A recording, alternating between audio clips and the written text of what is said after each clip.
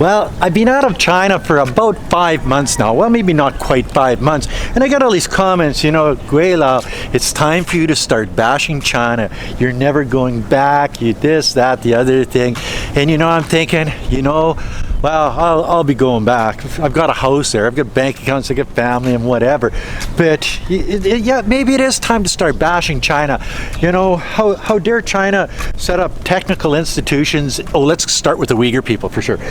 Technical institutions in Xinjiang Autonomous Region. Sure, the West will tell you that they're concentration camps, and some of them are concentration camps because in Xinjiang Autonomous Region they had a terrorist problem up until 2017, and they stepped on it pretty hard, and now, since 2017 till today, there hasn't been any terrorist activity in and around that area anywhere in China, actually, since 2017. So we're talking 8 years, guys.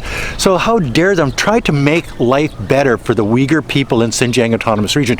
Not just the Uyghur people, but the Han people, all the minority people in that area, and majority people in that area, by building technical institutes to educate people so they're less easily radicalized, because educated people are smarter than uneducated people. They have hope for the future. They have trades. They have jobs that they can supply a house and food and everything for their families. They don't want to be radicalized. How dare the Chinese government do something like that for these people? Build roads and high-speed trains, connecting Xinjiang, which is far away from everywhere, with the rest of mainland China. How dare them do that? How dare them reclaim desert land so there's more arable land to grow more crops, to build more tertiary businesses, from plum orchards to baijiu. I was there, yes, sir. You know what I mean? How dare the Chinese government do that? What makes them think that they're so special that they can actually help people in their country?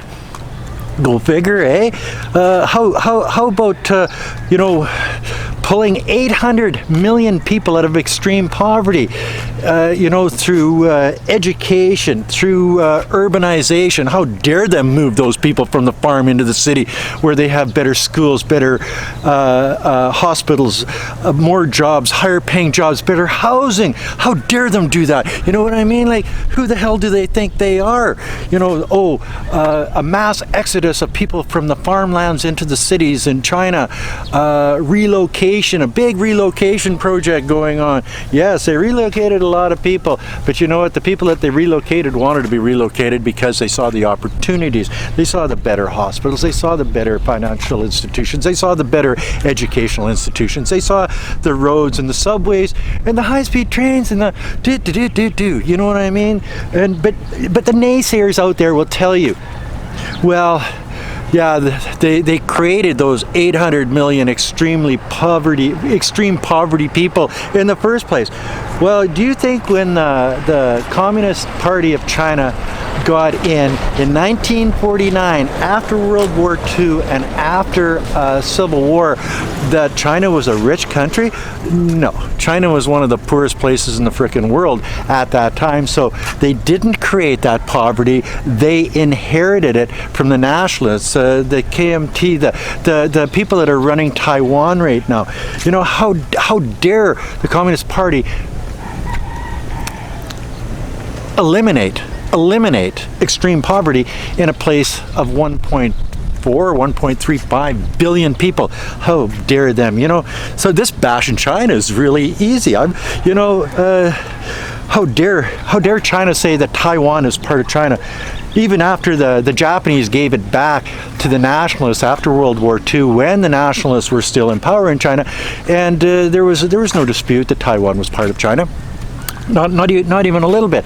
So, you know, how dare them say, well, this is China, and how dare them not take it by force? And they could have over and over and over again. And we all know that. Like, you know, the states ain't going to step in there. They just don't have the moxie. They don't care type thing. Eh?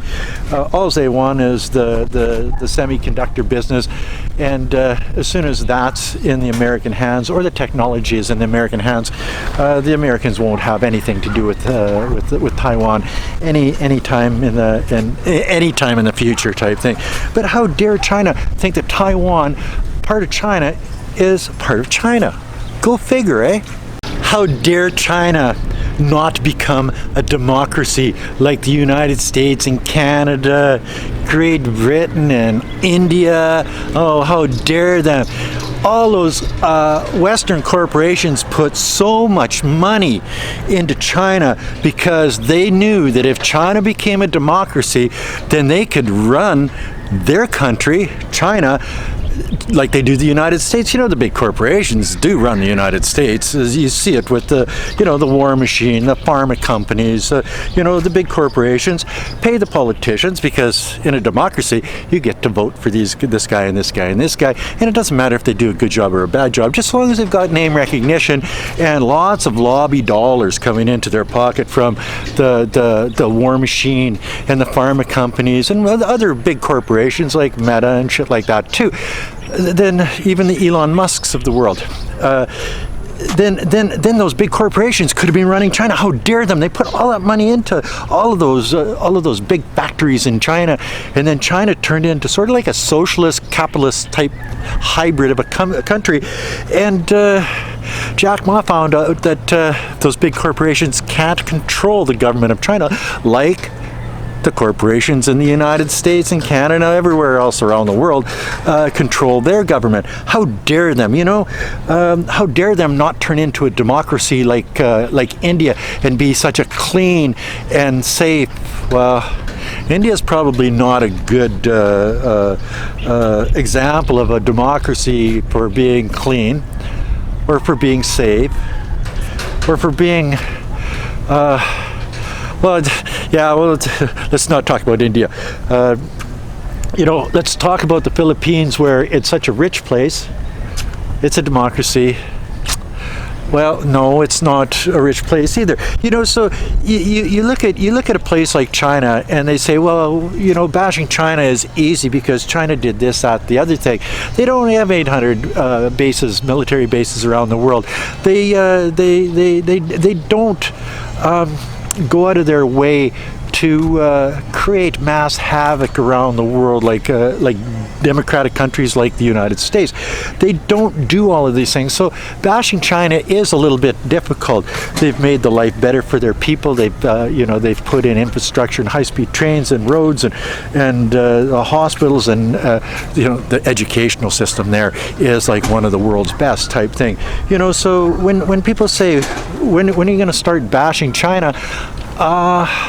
Gweilo 60 won't be bashing China unless they do something stupid, and then I'll let you know. I'll say, well, I don't believe in that. You know what I mean? And it'll come out in one of my videos. But to date, I think they're doing a very good job. Not a perfect job.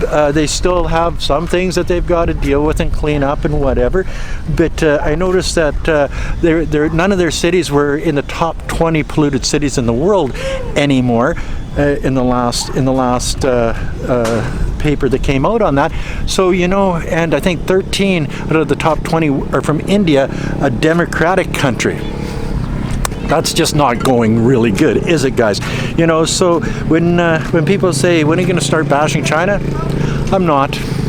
And that, my friends, is another video from Gweilo 60 on the streets of Calbayog, Samar Island, Philippines.